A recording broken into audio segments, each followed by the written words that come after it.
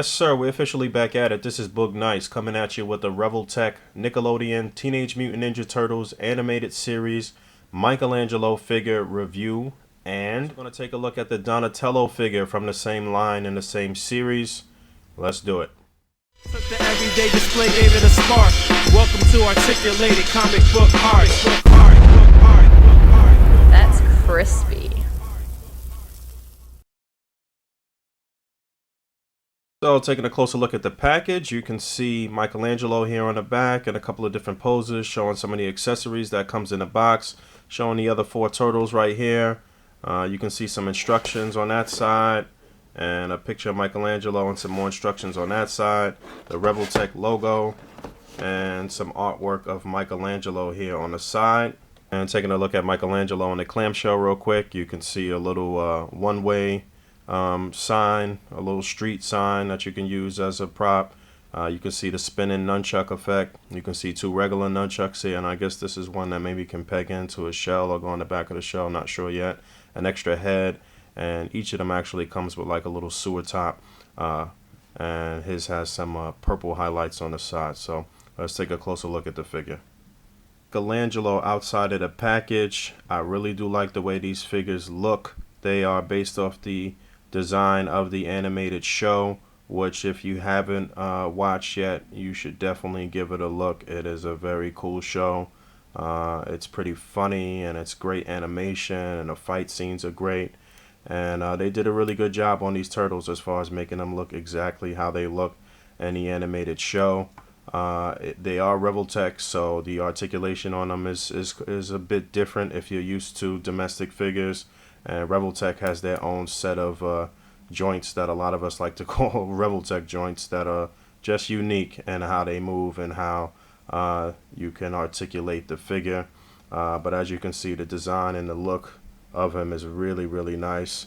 You see Mikey smiling there, and I'll go over the articulation and let you see how he moves exactly. The peg for the neck is connected at 2 points basically. There's one point that's connected to the body, and then there's some articulation here at one point in the peg, and then the peg actually goes into the back of the head here on an angle, so you have to actually put it in like that when you actually removing the head or trying to change the head.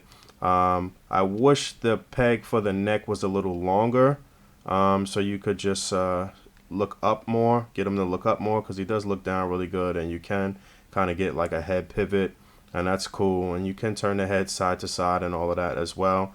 And it was a nice little unique thing that they did here with the bandana, which is removable because you take off the bandana and you put it into the extra head.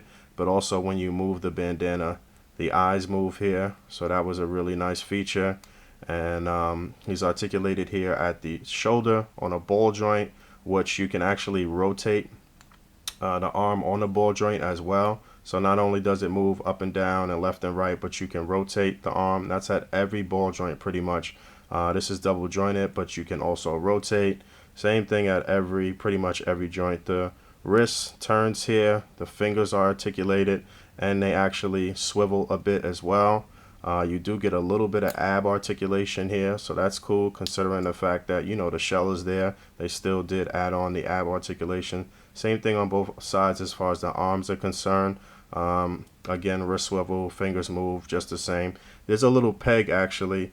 Oh, not in this one actually. He doesn't even have a peg, but and Raphael and Leonardo, and I would assume Donatello too. We'll see in a minute. The guys that hold stuff have pegs in the hand.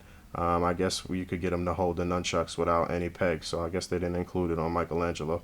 But another ball joint here at the lower pelvis, and it also swivels there, and you get a double jointed knee, and the feet move left and right, and they actually have a little pivot too. So the way the articulation works, you actually can get them into some really, really nice poses. And like I said, even though the shell is here, it doesn't really hinder it too much. You can still get them in some nice karate stance and battle stances and all of that good stuff. I do like the way these came out, and that comes off there too. So I'm assuming at every point they come off at those joints as well. Gonna quick look at some of Michelangelo's accessories. You got the little spinning effect for the nunchuck, and that part of the nunchuck actually connects there, and then that can move, and it actually detaches at 2 points. I don't know why that is, but you can take it from that peg there as well. And that was a really nice touch though with the spinning nunchuck. Then you also have this little one-way sign, and there's a peg up there because you can actually attach him to this by his shell in case you want to have him doing like a jump kick or something like that. Probably won't be utilizing that too much. And here's this little sewer street part, and this connects here, I believe. Yep. So there you go with a little base.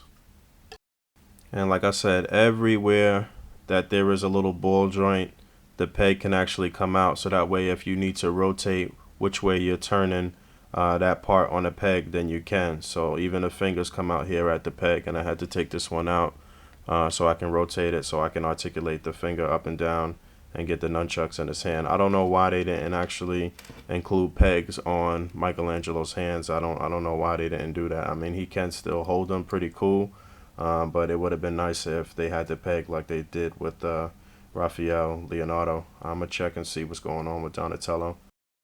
And there he is with the additional head. And let me peg in the bandana real quick. So you got him laughing there, and no eye movement obviously because the eyes are closed on this one. I don't think any of them have any additional eye movement on the additional head, but obviously it was a nice little accessory that you get there. Always cool to get an additional head sculpt. Taking a look at Donatello on the packaging, you can see his bow staff. You can see his bow staff with the blade on it. Looks like that blade might be retractable. You see his additional head with the spit dripping from the mouth, and the sewer top, and a fire hydrant. And let's get this guy out and see what he's like. Just minor differences on all of the turtles. I mean, things that are unique to them. I actually didn't even show you Michelangelo with his nunchucks holstered. I'm not trying to do too much because these were actually on loan to me. I didn't get mine in yet, and my man Easy let me hold these to review them overnight, and I'm gonna take them back to him at the con today. But yeah, things that are unique to each one. You can see he has the band across his chest, so that way it works better when you're putting the bow staff on him, and it looks like his the band is holding up the bow staff, so that's cool. His bandana is different too. It kind of flails to the side, but it looks like you still can move the eyes, I believe. They're not moving right now. I was actually having a problem with the eyes on my Raphael too, so I'm not sure what it is, if this needs to be pegged in more, but again, I'm not trying to do too much with each of these right now. Articulation is pretty much the same on this guy. You get the same exact articulation as you get on the rest of them, but like I said, it's just things that's just a little unique to each turtle. Obviously the color of the bandana, but I like Donatello. At first, when I first saw the design for these and he had the missing tooth, I thought it was just really stupid, but the show is really cool, and they all are pretty much true to the older 90s animated cartoon as far as their personalities and stuff goes, and I really am happy with the way these came out overall. I gotta figure out what's going on with the eyes on him and with the head, but let me show you some of the accessories real quick. Here's the regular bow staff, and let's see if he has a peg on his hands. Yes, he does. So they did include the peg on Donatello here.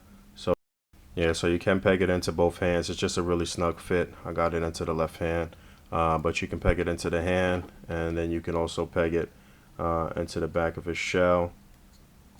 And again, all of these are really tight as far as how the weapons fit onto them, but that looks good. And that's the bow staff that does not have the blade, and on the show he has his staff, and he can retract and make the blade come out and retract it at any time. So I guess that's why they included the other staff.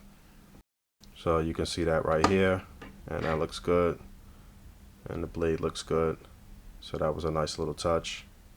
And there's the street part, and the sewer top, and the fire hydrant base, and just like on Michelangelo, they plug in together, and then you can plug him in the back of the hydrant and get him in some kicking poses if you want.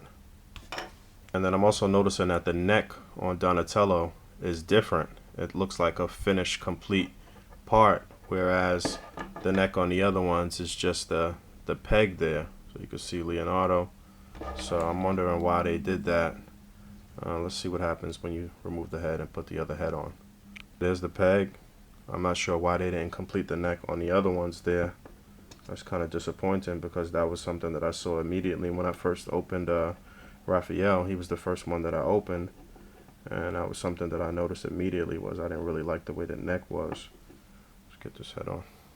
And there he is with that sort of dazed and confused, zombified look. I guess this is supposed to be him when he sees April O'Neil in the cartoon. He's got a big crush on April O'Neil. And let me see what where this heart part plugs in at. So it looks like you're supposed to remove the peg and then place the heart effect here. This is like a little built-in cutout, by the way. You're starting to see that a lot with import figures, and they're starting to include cutouts. I wonder where that came from. But you plug it in there, and then you can plug the head back in, and you kind of got like a little cutout there of him with the heart, and that's pretty cool. Very anime style. So that makes sense now as to why Donatello's neck was different. It was so you can include that part around the neck, but I do wish that all of their necks had this extra piece on it and extended the neck a bit, so that way you can articulate the head upward and downward a little bit better. But like I said, for the most part, these all look really, really good. You're gonna have to stay tuned to main course to get a shot with all the turtles in it, because like I said, I'm not really trying to do a setup right now. I'm going back to the con this Saturday, and I'll do that during the week. I just realized I had to rotate this joint here on the shoulder too, because the little X was showing, and I guess you would want those to the back. But again, like I said, all of these ball joints on every part come off, so you can just remove the arm and rotate any of the joints however you want. So a lot of articulation.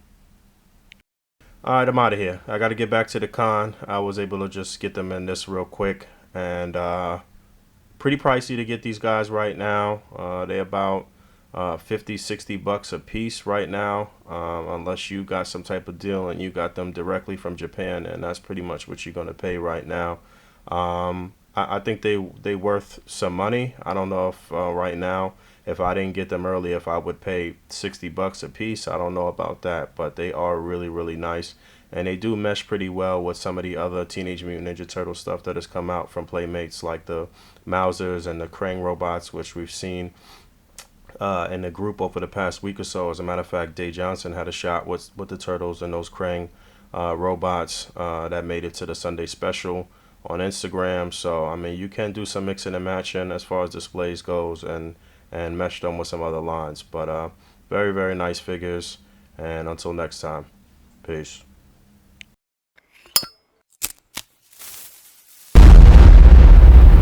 That's crispy.